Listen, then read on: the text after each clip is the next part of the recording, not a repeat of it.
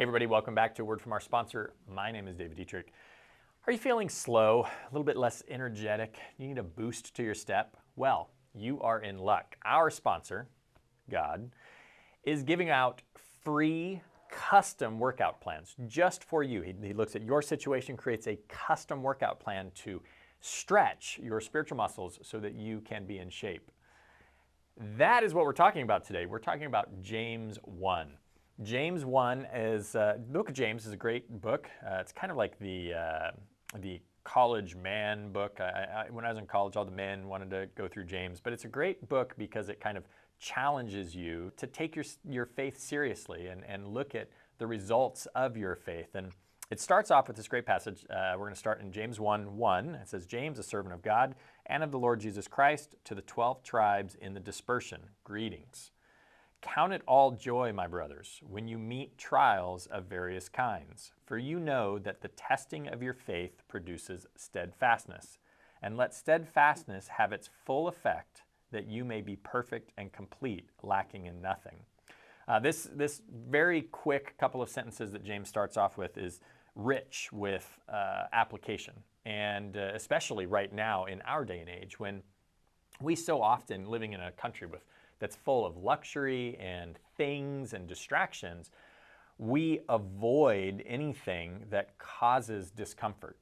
And what James is saying that we should count it joy when we meet trials or when we meet discomforts, when we meet things that are difficult to get through. And he says of various kinds. If we think about trials of various kinds, right, they can go from outright like physical persecution all the way down to, just emotional difficulties, relationship conflict, conflict with the world around us and not fitting in, being set apart.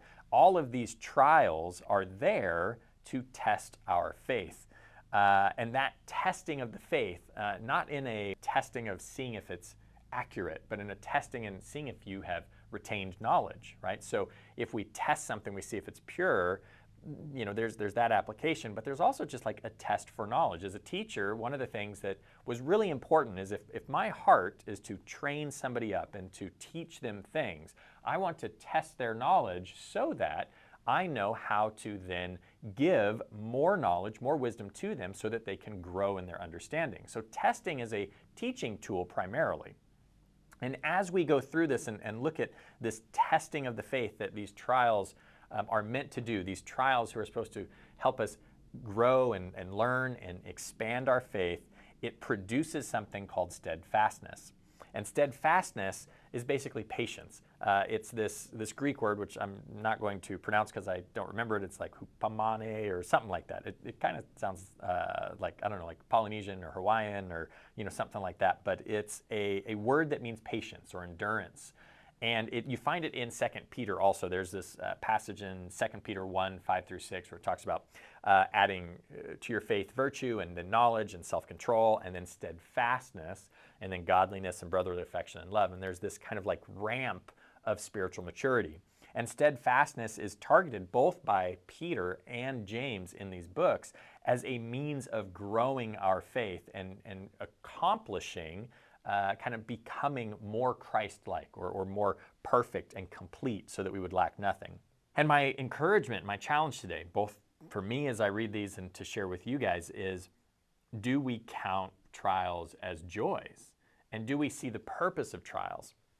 And we talk about that exercise thing, right? If you want to grow in your body, grow in your strength, grow in your energy levels, like exercise is really important. But exercise is the pushing of your body to its limits, to discomfort often, and expanding what it can do by challenging what it is doing currently. And if we think about that from a spiritual level, then if our desire is to have our faith grow, then we would look at trials as exercise, as ways of that though this is discomfort and I don't necessarily enjoy it, I enjoy the fruit of it. And sometimes that perspective, just that simple perspective of knowing that your trials have a purpose, that your trials, the complications in your life are not there as a form of judgment or testing to see if you're genuine, but instead they're there as a form of testing to see where you're at so that you know where you can grow. and that it's purposeful so that your faith would grow, your steadfastness would grow, you would become complete, lacking nothing, not in a way of trying to weed you out and make it so that you are exposed as a fraud. And this is the way that I think a lot of people approach this passage on a subconscious level. They feel like, that these trials are here, that I need to get past them to prove that I'm true and real, but that's not their purpose. Your trials are there to grow you, and they're from Christ. They're allowed by God so that you can grow in steadfastness. Now, last thing to mention on this topic as we kind of go through it is that there are trials that come from the enemy, from the world system, from our flesh. And the Lord somehow in His perfect economy allows those things to happen sovereignly so that we can grow. And that doesn't mean that it's not messy. And there are literally millions of situations that could come out because of the billions of people that are on the planet and the believers that have unique life situations and these trials that come against them.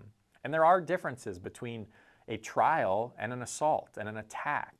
I can be going through a trial because of an attack. That doesn't mean that the attack is a trial, but my response to it might be a trial. If somebody is abusive to me, that's not a God-ordained allowance for me to grow. That is somebody sinning that is going against God that's going to cause a trial in my life. And that trial, will be something that can produce fruit. And we've seen that in tons and tons of people who have had awful things happen to them. And the Lord brings healing, and that healing does grow their faith. But these are hard things that we don't want to talk about as Western Christians. We want to talk about a faith that is comfortable and self-serving and rich and gives me privilege and possessions and influence and all of these kind of things. We need to be reminded, as James is reminding us here, is that our faith is not one that is going to bring us praise and comfort and things in this world, but it will in the next world. So keep our focus on eternity, keep our focus on Christ, keep our focus on the purpose of these trials and this discomfort that we have now in order that we might grow and understand Jesus better. Hopefully this was encouraging to you guys. If you like it, please like, share, subscribe, send it out to somebody that you think it would be encouraging to. We thank you guys for watching these videos. We thank you for being part of trying to promote our voice, these encouraging words out into the digital world, and hopefully find a place to plant seeds that the work of the gospel can grow. We will see you next time, and God bless you.